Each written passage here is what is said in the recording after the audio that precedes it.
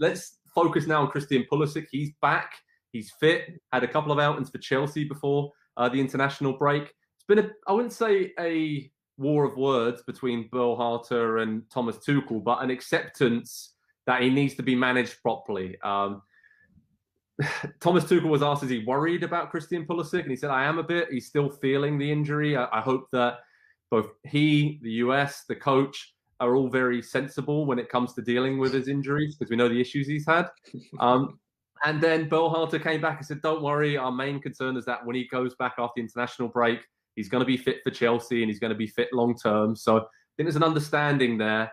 But Nick, what do you think about Pulisic? How many minutes do you think he's going to get? Because off the top of my head, I'm thinking 20 or 30 minutes against Mexico, and then maybe start against Jamaica and play 60 minutes. Is that spot on? Sure. Yeah, I think so. I'll say this. I'm stung by what you said. If that is Gregg Berhalter's real main concern, to get him back healthy out of this break and his long-term fitness, then Gregg Berhalter should be removed from the job immediately.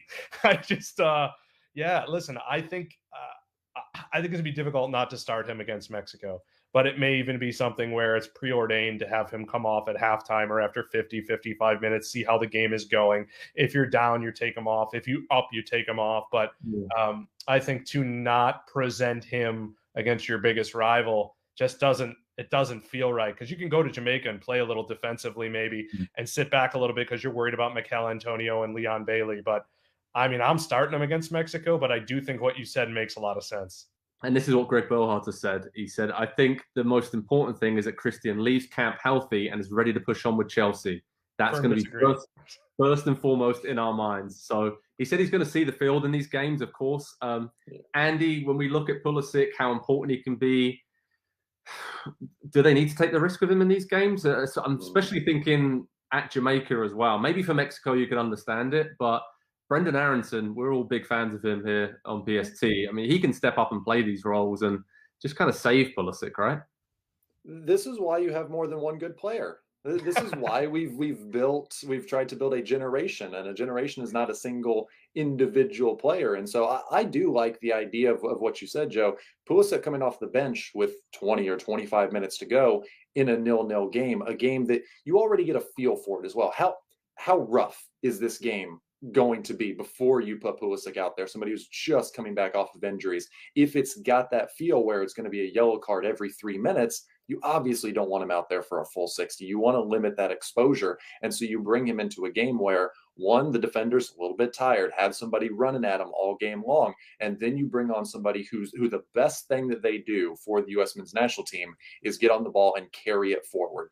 Progressing the ball upfield, getting into dangerous areas. And that's when he can be at his most effective, I think, in this game specifically, given where he is in his recovery. And I think that's all they need from him. They showed that this is a good team last month when they didn't have him, when they didn't have Gio Reyna.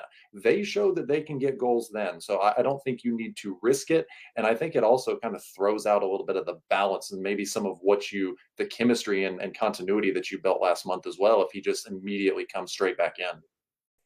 Hi there, I'm Rebecca Lowe, studio host for NBC's coverage of the Premier League. Don't forget to hit subscribe to watch highlights all season long, and be sure to tune in for Premier League mornings every weekend at 7 a.m. Eastern. And for even more content, head over to Peacock, where we've got live games, original series, and a dedicated round-the-clock Premier League channel featuring studio shows, classic matches, and much more.